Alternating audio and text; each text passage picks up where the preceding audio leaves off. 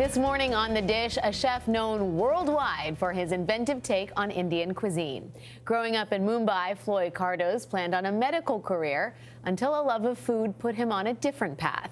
After attending hotel management schools in India and Europe, he headed to New York and made his name with the highly acclaimed modern Indian restaurant Tabla. His newest venues span the globe. Pao Walla offers casual modern Indian in New York Soho, and the Bombay Canteen in Mumbai brings his unique take on the cooking of his homeland back to where it all began. Chef Floyd Cardoz, welcome to The Dish. Welcome, Chef.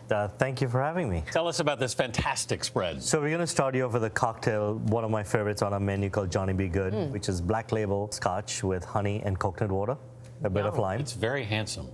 It's very It's very delicious. And then we're going to start you off with sweet potato chaat, which is roasted sweet potatoes with tamarind and chilies and mint, followed by our shrimp curry, which is something my grandmom used to make for me. And then we have a chorizo bacon biryani. This was made by A bacon biryani. my father's mother. And something I always remember of making, which is rice and chorizo, which is the Portuguese sausage adapted by Goa, followed by our broccoli with lime and chili. And to end, we have one of my favorite fruits is the grilled pineapple with a honey syrup. This is, you mentioned Portugal and Portuguese cuisine.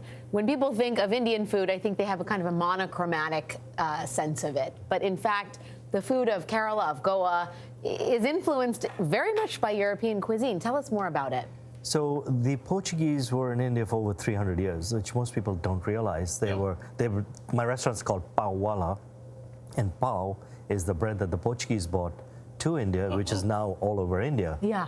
But they came in, they influenced us with pork, with vinegar, they brought the tamarind in, they brought all these things into India that now people eat regularly. The English and the British were there for a long time. Yeah. The French were in the south of India, in Kerala. Yeah. And they brought their cooking techniques to India. So we've had colonization for a long time, but the Portuguese by far were there till the late 1950s. And it's in the food. As much as you loved food growing up, you were intending in a completely different direction.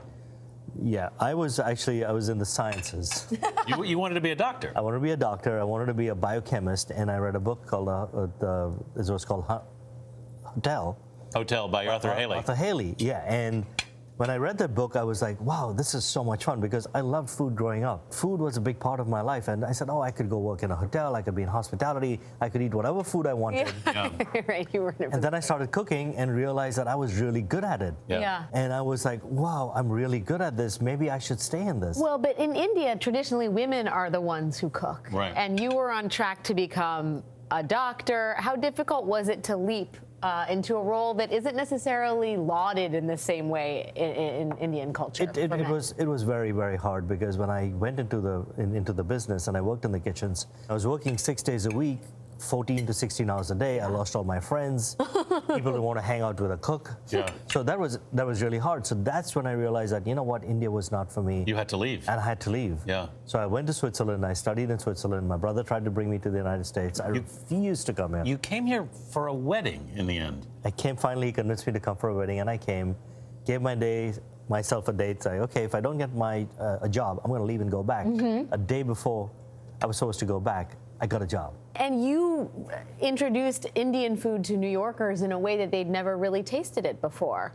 How difficult was it? You now have a restaurant back in India. Yeah. How difficult was it to go back home again? So I never wanted to do an Indian restaurant, because I found that the Indian food in the late 80s, early 90s in New York wasn't very good. It was the same restaurant, North Indian food that most of us didn't eat. I like to say India is like Europe. Yeah. And you can say European cuisine, but you say Italian cuisine and Spanish cuisine and French cuisine, and everywhere it's very different.